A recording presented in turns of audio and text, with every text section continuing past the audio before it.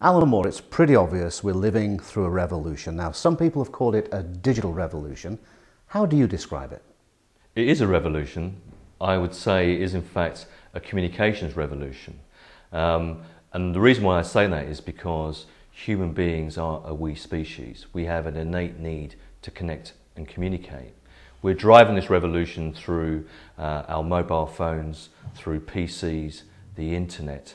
And really to underline this revolution, I would say that the broadcaster ITV is in serious financial trouble.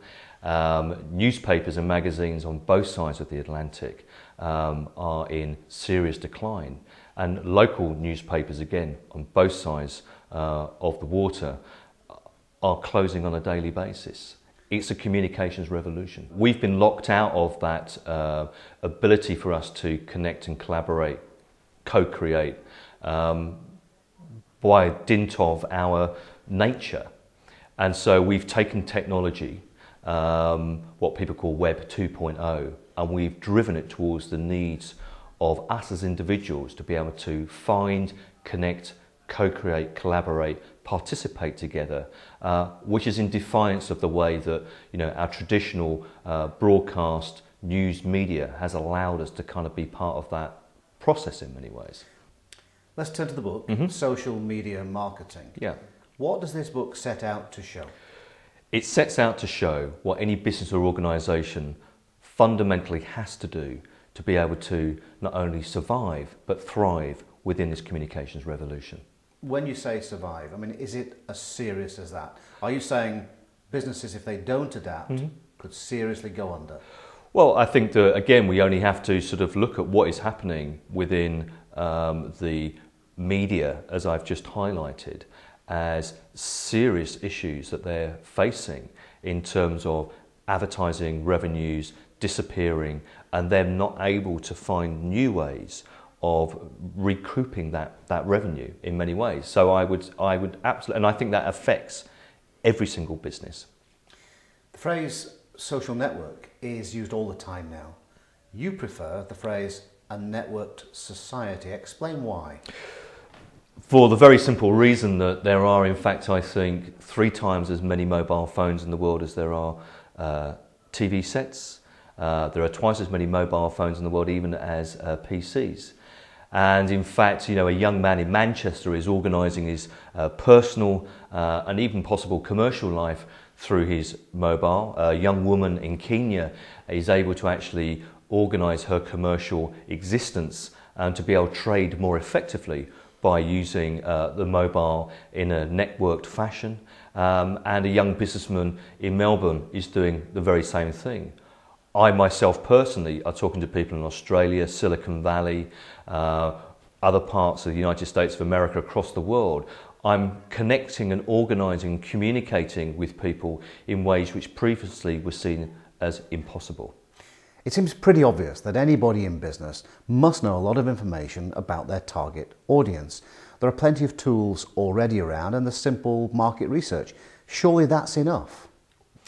Once upon a time it was, when the world was a simpler place in terms of mass media and mass communication, but the massive flows of communication that we are creating as part of what we describe as a network society means that we need a completely different set of tools and methodologies to allow us to make sense of that.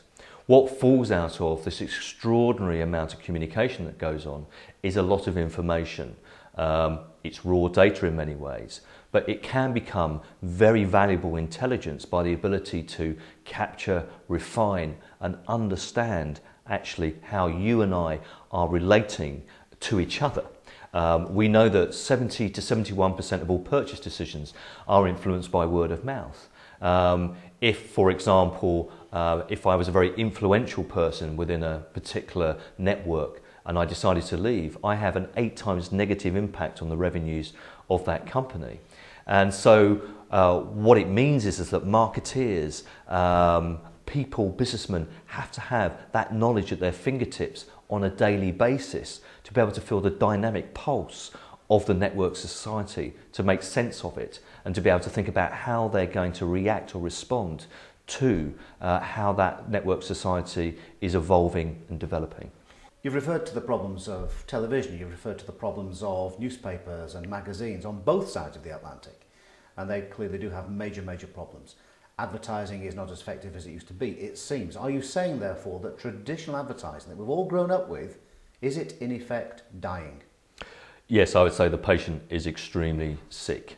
And, you know, in fact, Jim Stengel, who was a senior marketeer at Procter & Gamble, said that traditional TV advertising, for example, stopped working circa 1987.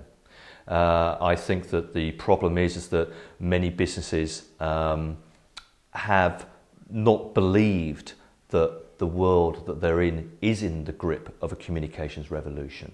And as we know that with any revolution, structural changes, major things happen where we don't go back to the world that we once lived in. So a shorthand version of that, I'd say, is once you storm the Bastille, you don't go back to your day job. And your day job in this instance is someone that would make their money out of traditional advertising. The other thing I would like to sort of add to that is that if I ask people what advertising is, they quite often say to me, it's a telly ad, it's a radio ad, it's a pop-up ad on the internet, you know, it could be an SMS, it could be all of these things. And I say, well, that's actually the furniture of advertising.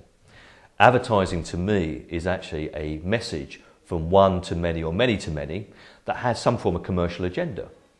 And what we have to think about is in a world where we're thriving in terms of the way that we're connecting and collaborating and communicating with each other, the network society, we have to think about how we're going to be effective in the way that we're communicating within those massive flows of communication.